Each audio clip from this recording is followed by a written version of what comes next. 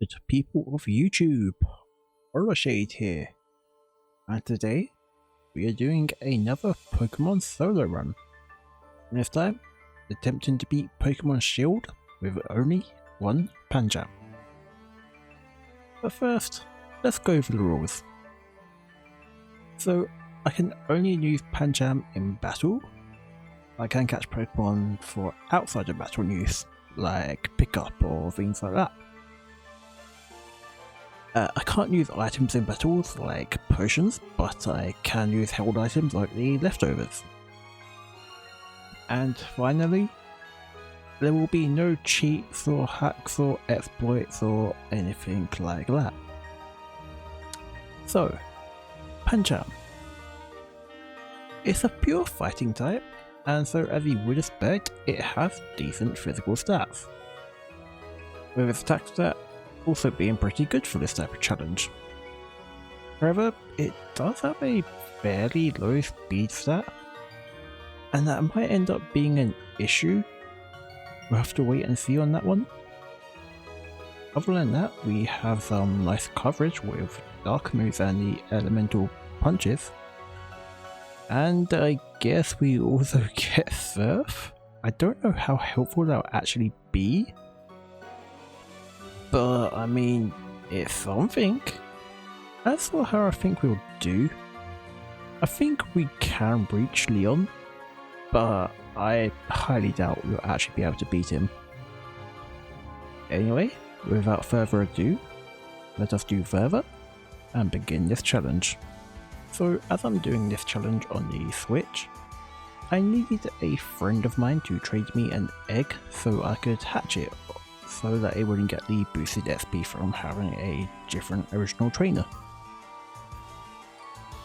Also, you can actually see the moment whilst I am hatching the egg that I see a Gyarados and have to do a double take. I didn't actually know Gyarados spawned in this part of the overworld, so that was something neat, I guess. Shortly after the egg hatches, we have our Pancham, which I named Poe. And well, that reference should be obvious. Poe has the Mold Breaker ability and a quiet nature, so less speed and more special attack. Not great, but I mean, it could have been worse. It could have been modest. So the first thing I do is immediately go for the TM for payback. You don't get the things up attack bonus on it, but with our low speed, it could actually be an amazing move for us for quite a while in this run.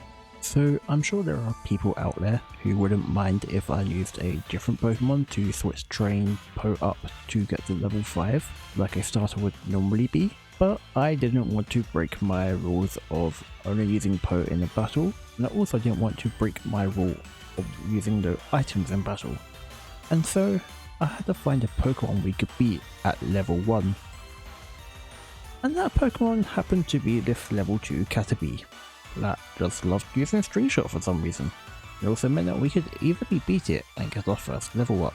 We then found another Caterpie spamming String Shot, which got us up to level 4, where we took out a Wooloo with our new move, Arm Thrust, to get to level 6.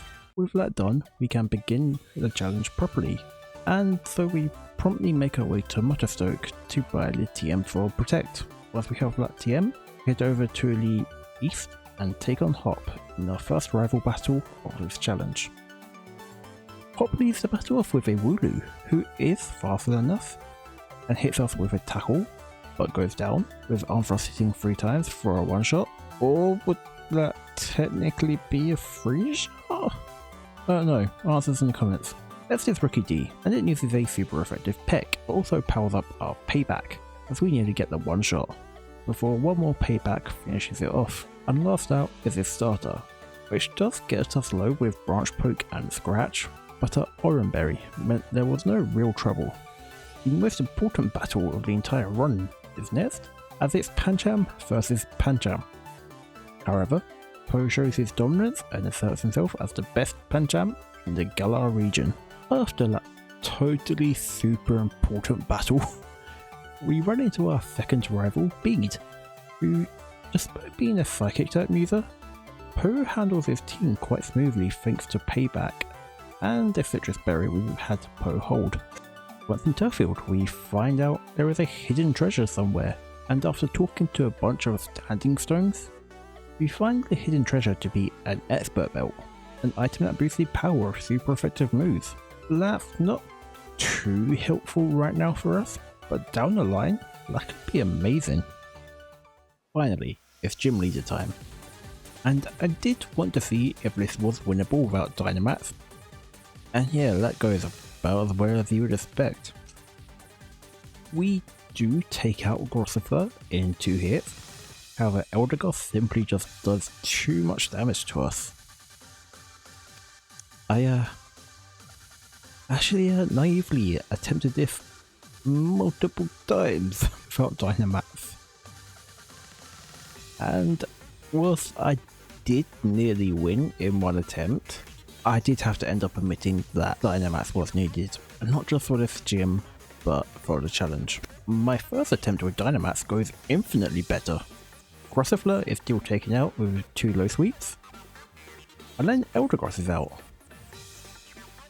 I decided to use Protect on the first turn of Eldegoss using Max Overgrowth, as I know it won't do too much damage to us. And it's also so I can have my Dynamax still up whilst Gossifleur reverts to normal. Next turn, I Dynamax, as it uses Max Strike, dropping our speed, and we go for Max Knuckle to raise our attack. I then use Max Guard to stall its last turn of Dynamax and get some recovery from the grassy terrain that the Eldegoss set. Eldegoss then reverts the next turn and it uses Leafage, its weaker grass move, as we go for one last Max Knuckle, and we get a crit, taking it out and winning us our first badge. You know, that crit might have been needed.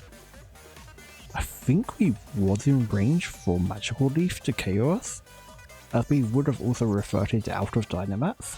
We have to fight Hop again, and for the most part, the battle goes the same, with Rudy going down in one shot, Corvuscaya getting KO'd by 2 paybacks, but the real interest here is Thwacky. It starts with Screech dropping our defense by 2 stages, as we use payback.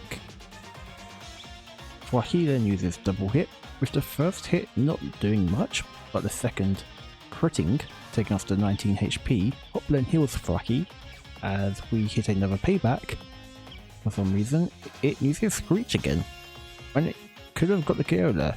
We don't get the KO either with payback, and so we are still likely to lose this battle, and for some reason I can't explain, it uses Screech again, meaning we actually win this battle when we really should not have. Well, after that shenanigans, we prepare to do some of our own for the second gym battle, as we head out into the wild area to get the TR for Grassknot from the Fender just outside of Mutterstoke. With our preparations, we decide it's time to fight Nessa. She leads off with a Goldeen and starts off aggressively going for a Water Pulse, getting the first damage of the battle, as we use a Glow Sweep doing over half health and dropping its speed. The next turn, thanks to that speed drop, we are faster, and so we actually finish off the Goldeen with one more Glow Sweep. Aracuda is out next, and this is where our shenanigans begin. We use Dynamax and use Max Overgrowth to set the grassy terrain on the field, as well as getting the KO on her Aracuda.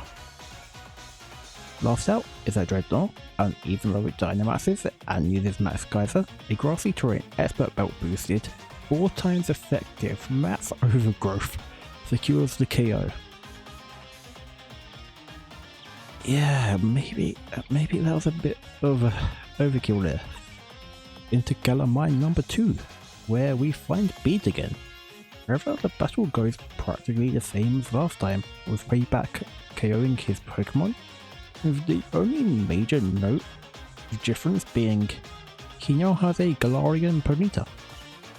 Much like my last solo run, we go from one rival fight right into another one.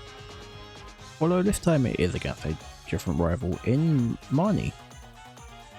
The only real issue we have here is against our first Pokemon being Krogunk, as we have nothing super effective to hit it with.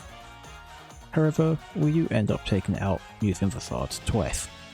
Her last 2 Pokemon are part Dark-type, and so while both do get a hit in on us with Headbutt and Thundershock respectively, they both go down to 1 Low Sweep. By a gym now, and I tried to be super aggressive in this gym, Dynamax in first turn to get Matt's Knuckle off as we get burnt by a Will-O-Wisp. And yeah, you can already tell this attempt ended in failure, but it did lay the foundations for my plan to beat this gym. The only problem was I needed more HP and more firepower to overcome his Center Scorch. At level 40, I finally got this run. Like always, I Dynamax first turn as Ninetales goes for Will-O-Wisp, burning us. However, our Roseberry heals it as we go for Matt's Knuckle, raising our attack. Then second turn is a repeat, but with us getting the KO, but also importantly taking minimal damage.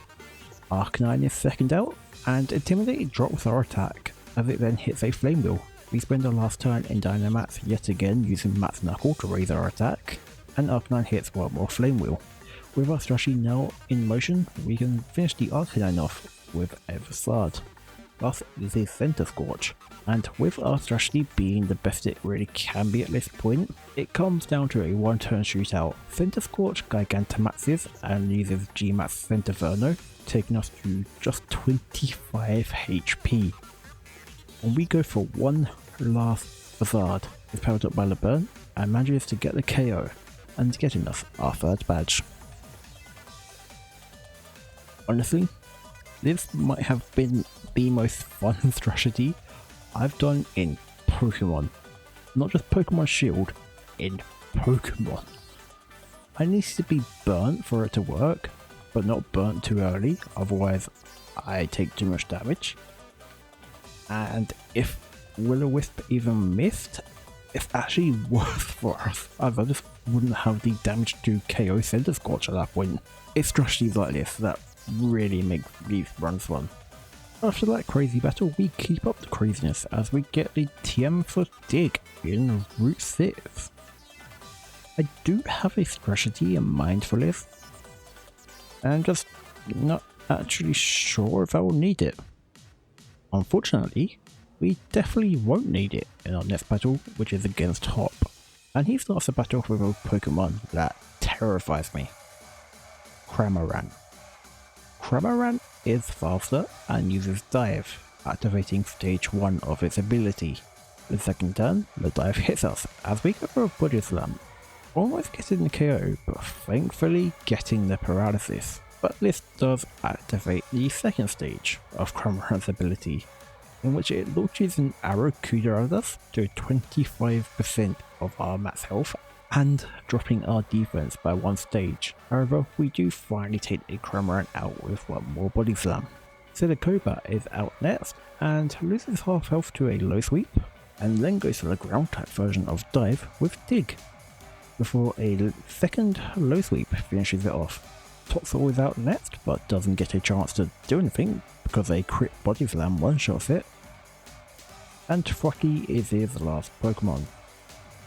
And surprisingly, it uses knockoff of all moves. It does mean we no longer have our Shell Belt for the rest of this battle. Body Slam from Poe then paralyzes it, meaning Poe is faster for the next turn, and so we can get the KO with a Low Sweep. On to the fourth gym now, which leaves us with a Galarian Yamask, which is slower and goes down to 1 crunch, so it wasn't around long. A major threat to us in Mimikyu is sent out next, and it uses Hone Claws to boost its attack and accuracy. Pro breaks the disguise with a crunch, and Mimikyu uses Hone Claws again. Another crunch leaves it in the red health, but then instead of attacking, it uses Baby Doll Eyes, which is a priority attack to drop an attack by one stage. Crunch KOs it, and Cursola is out next. I'm thinking I won't be able to OHKO it.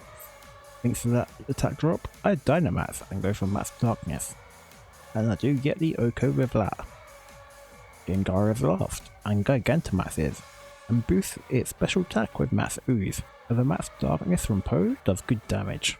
The AI then makes another weird move, as it uses Mass Ooze again instead of going for G-Mass Terror, which probably would have taken us out, but we survived the second Mass Ooze, and so with one last Mass Darkness, we get the win and get the fourth badge. we have to fight Rebel Bees yet again. And yet again, it is super easy. Especially now we have a higher damage floor with Crunch instead of a faster payback. You know, I really thought he was going to be a hard trainer in this run. Also, it feels like there's a lot of rival fights in Shield. Then again, I guess it could be just that doing them all so close in real time makes it feel like there's a lot.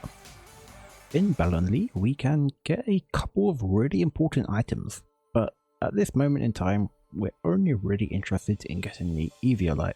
It's an item that boosts defense and special defense of a Pokemon that's not in its final evolution form. I don't really want to have to use it if I can get by without it, but I think there would be some fights that it provides a better answer to. They're just power leveling to a point where we just over everything. We're not quite done with our preparations for the future battles, as we are back out in New World area, and we need to get some rocks.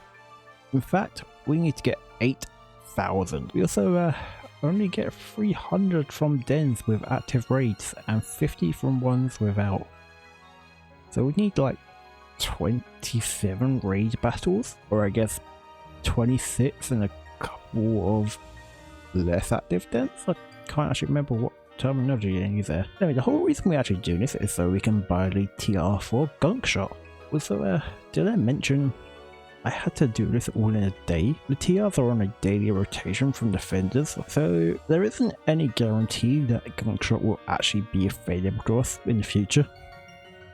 After our wood farming in the wild area, we can finally take on the fairy gym, and this battle shocked me.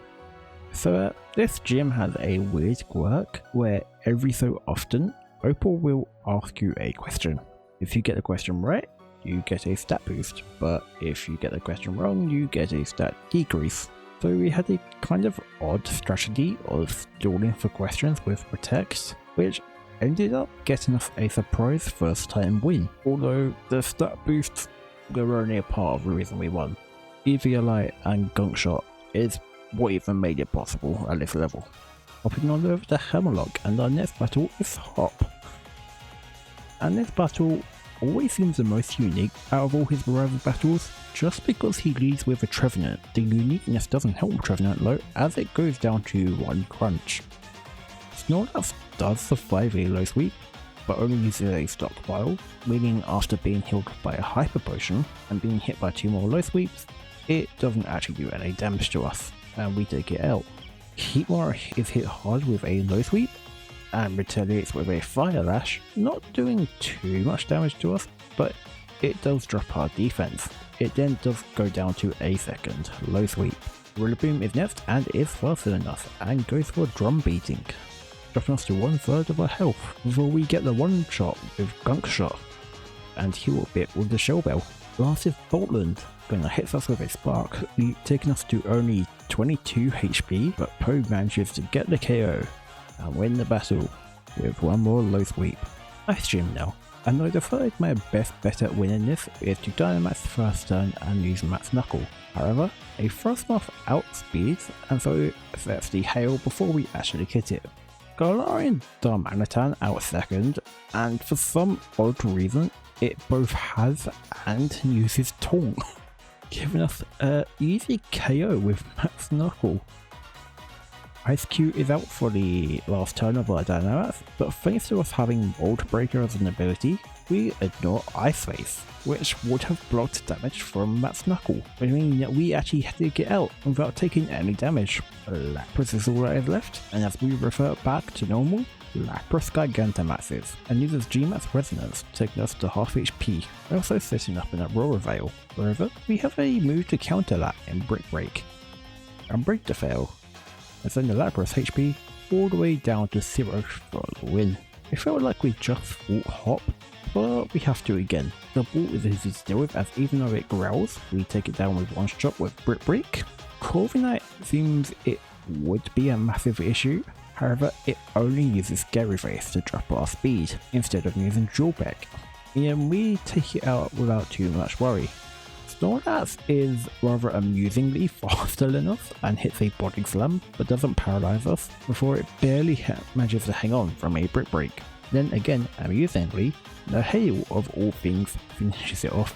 Rillaboom is out next and uses drum beating as we hit a gunk shot, and the hail almost finishes that off as well. And so, the next turn we need Protect, and cause him Hop to lose his second Pokemon to the hail. All that is left is his new electric type in Pinchurchin. However, it is a speed type with our speed drops, and it doesn't hit hard, so 2 Brick Breaks is all we need to KO it. Gym 7 is next. However, as the gym mission has a double battle in it, we need a second Pokemon.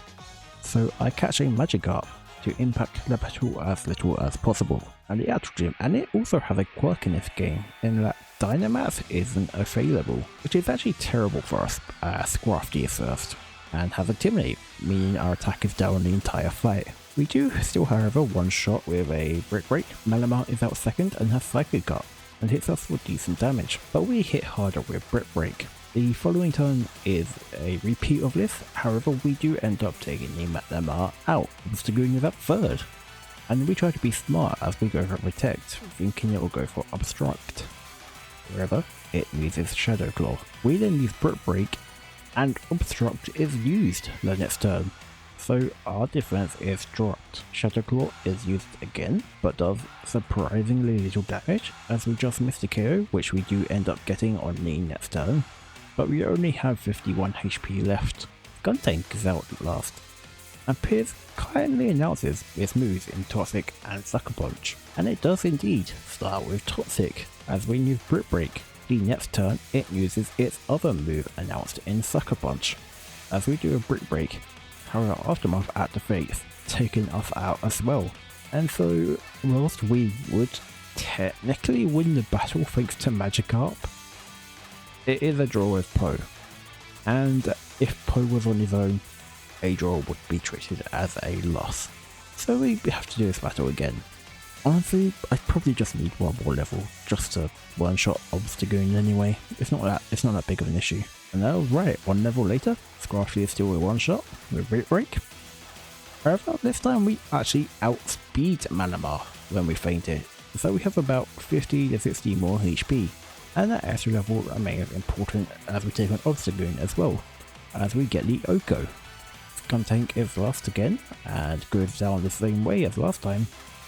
But this time, as we have more HP, we survive Aftermath. Right, so we're back to doing some shenanigans. We're in the wild area yet again, and this time, we're after 5,000 watts. And this is for the TR of Surf. Yeah, I still can't believe we actually learned that move, although the fact we do is amazing for what is coming next.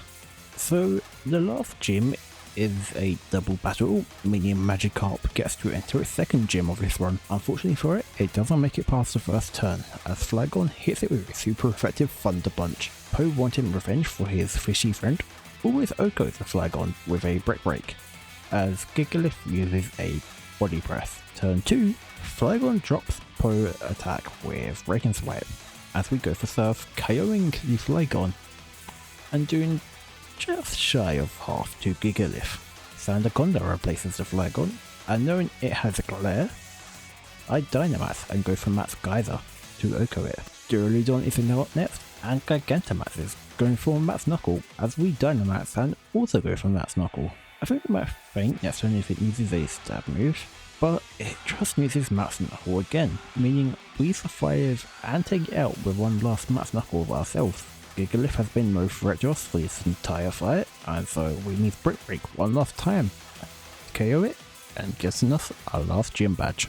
Now that we have every badge, we get to go to Wyndham and get the last few moves I think we will need to win this challenge.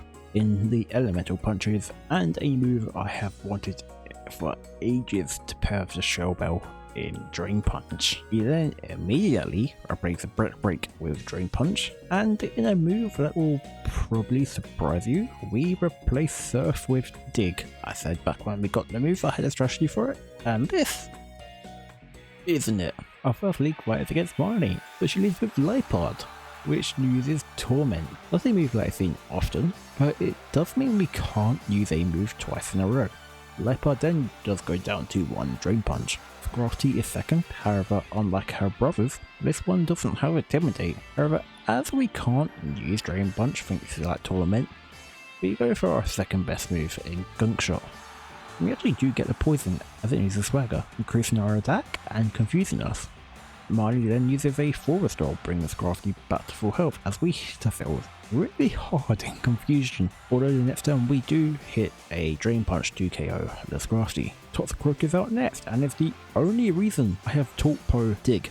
It also uses Swagger, confusing us again and putting us at +4 attack. Poe then proceeds to hit itself in confusion every turn of Dynamax, doing about 100 HP per turn to himself.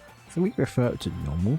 We actually only have 20 HP at the end of it, but we do finally get a dig off, with Poe getting a super unnecessary crit, which was probably venting of it hitting itself so much. Morpeko is next, and despite us being at only 37 HP, it uses Torment again. We use Drain Punch, KOing it, and in combination with our Shell Bell, we get all the way up to 112 HP. Last is her Gigantamax Grimmsnarl, however it never gets a chance to move as a Gunk Shot KOs it.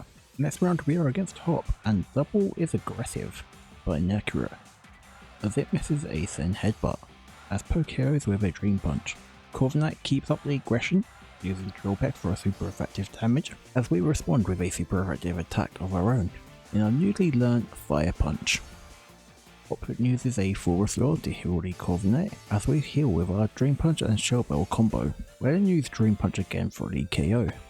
Snorlax is out next, but only serves to give us more HP, as it goes down to 1 Drain Punch, and it also takes us back up to full HP. Pinchurchin is next, but also goes down in 1 Drain Punch, and so all that is left is Rillaboom. As he Dynamaxes his Rillaboom, we also Dynamax. Rillaboom then uses Mass Strike as we go for Mass Flare. Rillaboom then uses Mass Quake as we go for Mass Flare again, securing the win. The tournament gets interrupted by Beat, who was even easier this time, thanks to a burn we got on his morale from Fire Punch. And once that was down, the rest of his Pokemon were just one-shots with Mass Ooze. And we have to go against Nessa in the first round, as she leads off with a Golisopod. However, we are faster, so even though we don't KO with Thunder Punch, we trigger Emergency Exit, forcing them to swap. That brings out Pelipper, who makes it rain with Drizzle, but again is slower and is 4 times weak to Thunder Punch, so is down in 1 hit. Golisopod is back out, and Nessa uses a full restore on it, taking it back up to full HP. Only for us to hit it with a Thunder Punch, a triggering Emergency Exit again. This time Barraskewda is full stealth, and is her first Pokemon that is actually faster than us. But despite that and its liquidation being powered up by the rain, it doesn't do much damage before it too goes down to 1 Thunder Punch. Golisopod is out for the 3rd time in its battle, but still can't actually do anything as it is taken down by a Thunder Punch. Seeking is out next, and just in case it has a Lightning Rod, I use Drain Punch instead. As it uses Aqua Ring, Seeking then uses Waterfall and gets a flinch on us. But the next turn, Drain Punch KOs Seeking. Our last is her Dreadnought, which must be a different Dreadnought from the one she uses in her gym, as this one can Gigantamax. We Dynamax on the same turn, and for some reason Dreadnought uses Max Darkness, as we almost KO'd with Max Knuckle. It does make a move that makes more sense the next turn, however, as it uses G-Max Stone Surge, as we go for Max Knuckle to win the battle. In the second round of the finals, we are against Alistair, and his lead is Dusknoir, who we hit really hard first turn, as he goes for a Rock Tomb, barely doing any damage, but importantly, dropping our speed. Next turn, Alistair uses a full restore, as Crunch once again drops him down to red health. However, he's faster, so the following turn he uses Disable, stopping us from using Crunch. Dusknoir then uses Shadow Punch, as we respond with Thunder Punch, KOing it. Chandelure is out next, and uses Shadow Ball, as I go for a Thunder Punch, hoping to get a Paralysis on it, which we don't get. But we do get a massive bit of luck, as the next turn, Will-O-Wisp misses, Thunder Punch then KOs it, and seeing how he only has 3 Pokemon left after this, I Dynamax against his Poltergeist as it raises its special attack. We use Max Darkness to one-shot it.